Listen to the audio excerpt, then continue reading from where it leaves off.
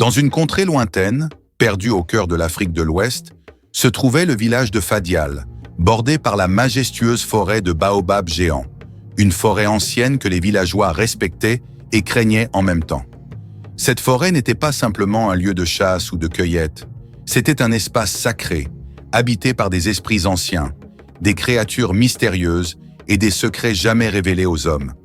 Dans ce village vivait Hawa, une jeune femme aux longs cheveux noirs et aux yeux étincelants, connue pour sa douceur et son intelligence. Hawa était la fille d'une guérisseuse respectée du village.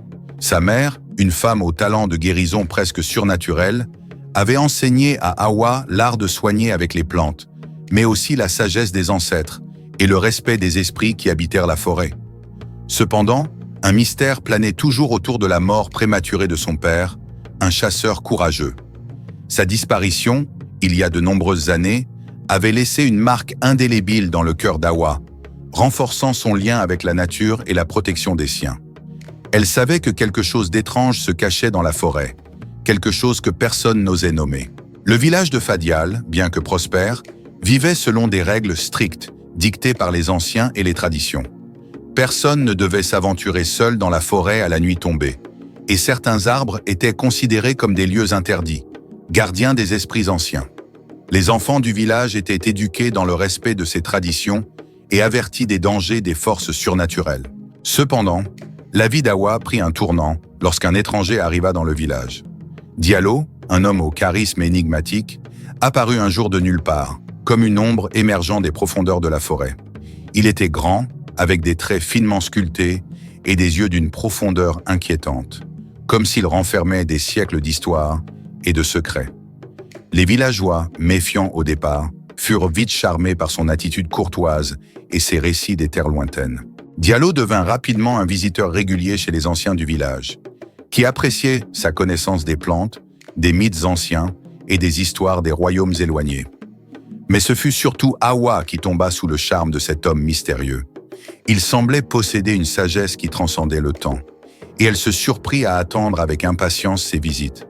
Il la fascinait, et bien qu'il parlât peu de son passé, chaque mot qu'il prononçait semblait l'envoûter un peu plus. Au bout de quelques mois, Diallo demanda la main d'Hawa. Leur amour naissant fit jaser le village.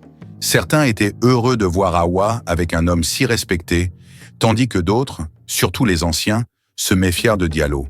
Il y avait quelque chose de singulier chez cet homme, un mystère qui dérangeait les plus anciens, bien qu'ils ne puissent dire précisément ce qui les inquiétait. Cependant, face à l'amour évident qui unissait les deux jeunes gens, ils donnèrent leur bénédiction et un mariage somptueux fut organisé. Le jour du mariage, le village tout entier célébrait. Des danses traditionnelles résonnaient sous le ciel étoilé et des offrandes étaient faites aux esprits bienveillants pour bénir l'union d'Hawa et de Diallo. Tout semblait parfait. Hawa se sentait heureuse et comblée. Elle pensait avoir trouvé l'amour de sa vie et elle rêvait d'un avenir radieux avec Diallo. Cependant, dès la première nuit de leur mariage, Diallo imposa une règle étrange. Alors qu'ils étaient seuls dans leur nouvelle maison, une petite mais charmante case faite de terre et de paille tressée, Diallo lui demanda de respecter une seule condition.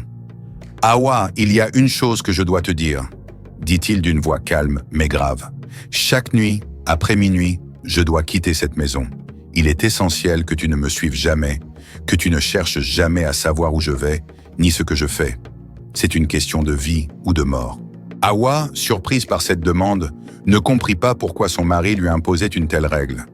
Pourtant, son amour pour Diallo et la confiance qu'elle avait en lui l'emportèrent.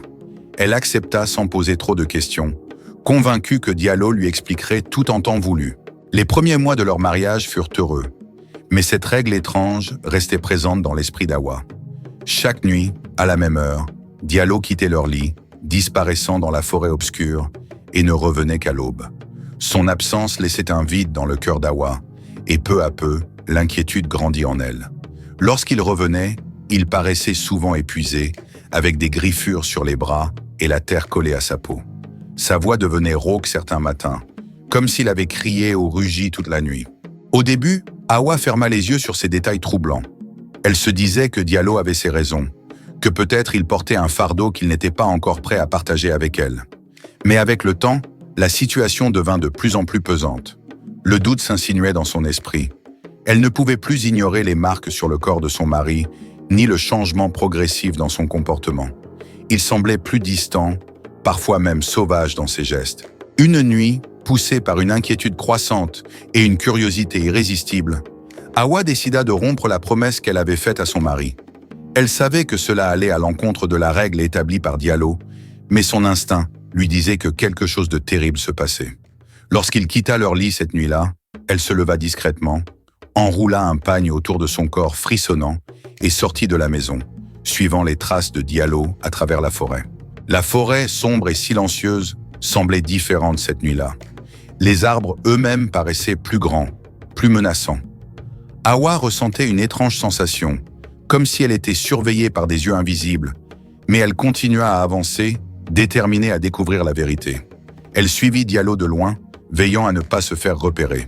Ils marchèrent pendant 1 heure à travers les sentiers sinueux, jusqu'à ce que Diallo atteigne une clairière que les villageois appelaient la clairière interdite. Ce lieu était réputé pour être habité par des esprits anciens, et personne n'osait s'y aventurer. Caché derrière un arbre, Hawa regarda avec des yeux remplis de terreur et d'incrédulité ce qui se passa ensuite. Au centre de la clairière, Diallo se tenait debout, sous la lumière de la lune pleine. Ses mains commencèrent à trembler, son corps fut pris de convulsions, et Hawa assista à une scène effroyable.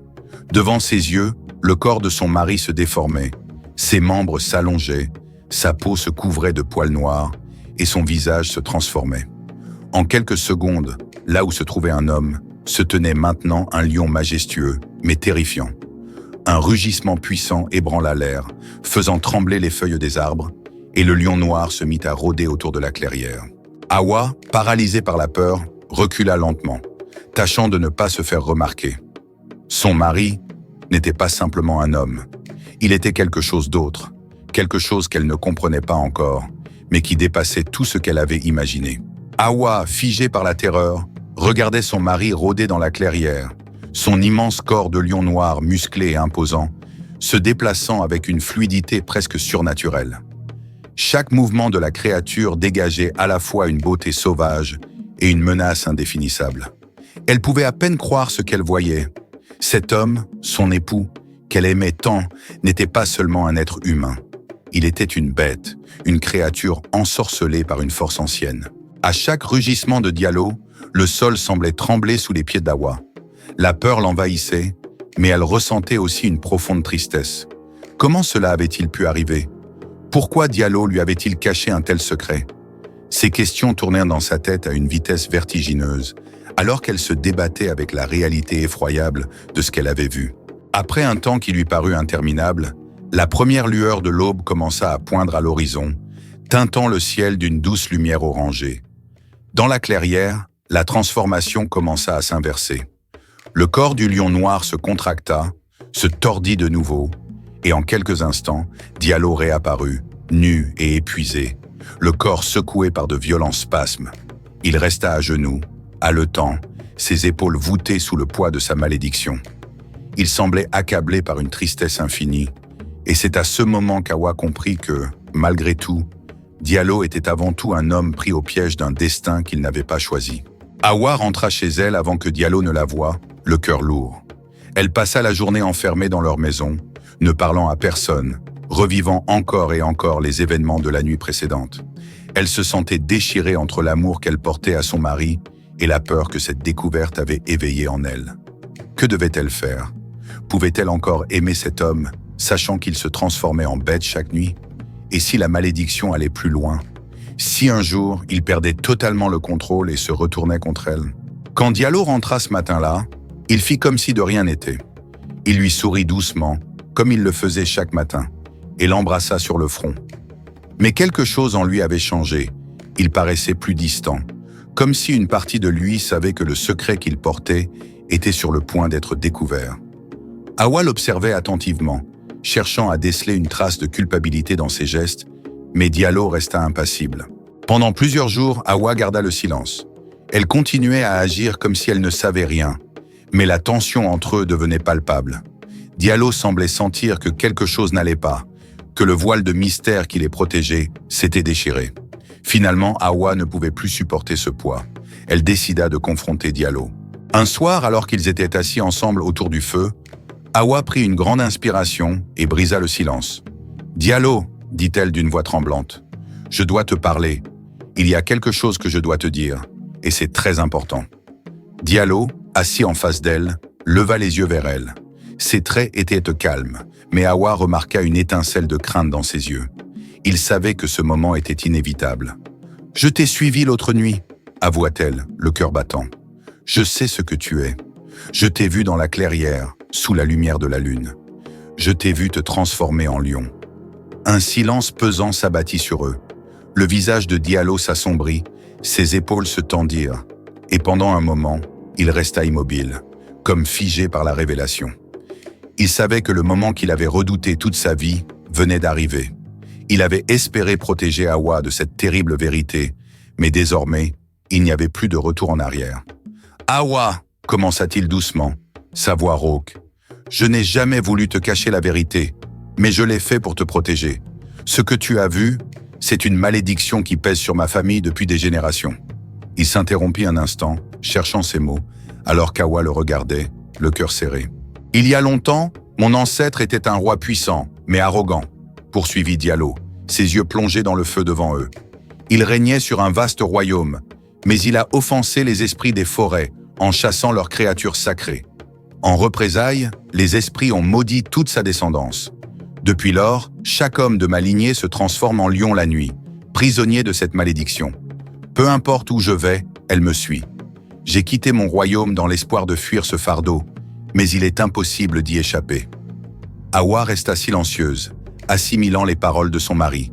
Elle sentit une vague de compassion pour lui, mais aussi une peur profonde pour ce qui pouvait advenir.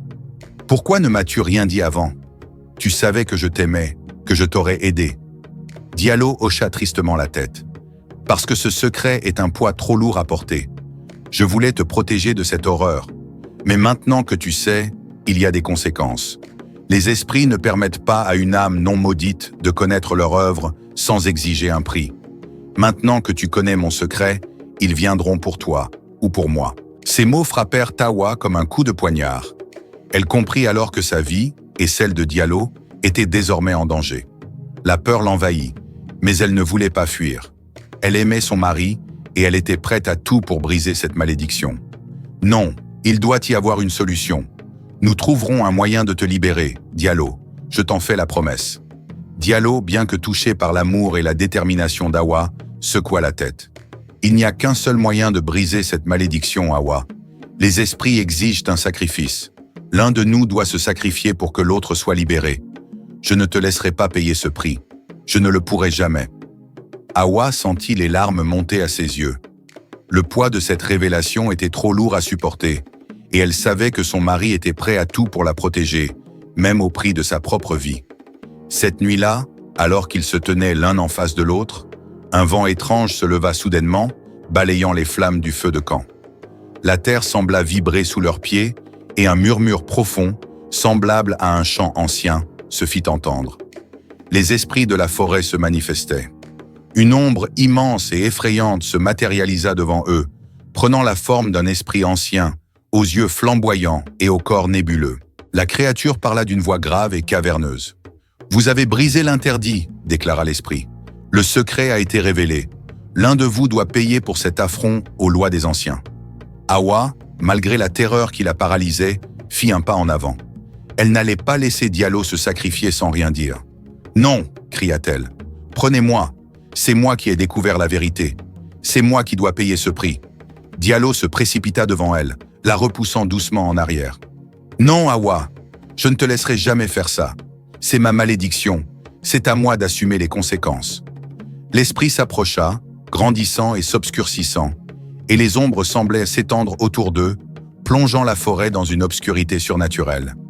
Les yeux rouges de l'esprit brillèrent plus intensément, tandis qu'il étendait une main crochue vers Diallo. « Le choix est fait, » murmura l'esprit dans un souffle glaçant.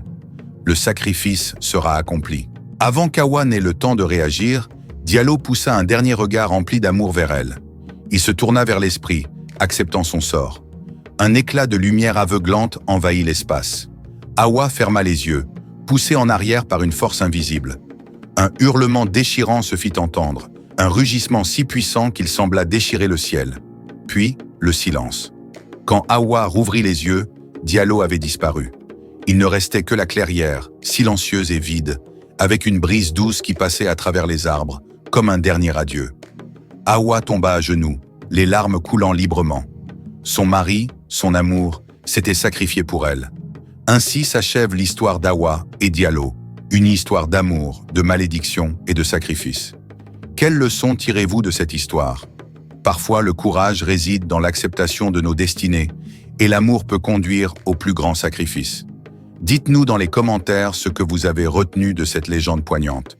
Si cette histoire vous a touché, n'oubliez pas de liker, de vous abonner à la chaîne Histoires et Sagesse et d'activer la cloche pour ne rater aucune de nos prochaines vidéos. Partagez également cette histoire avec vos proches, afin que la sagesse et les récits de notre culture continuent de se transmettre. Merci de nous suivre et à très bientôt pour une nouvelle histoire captivante.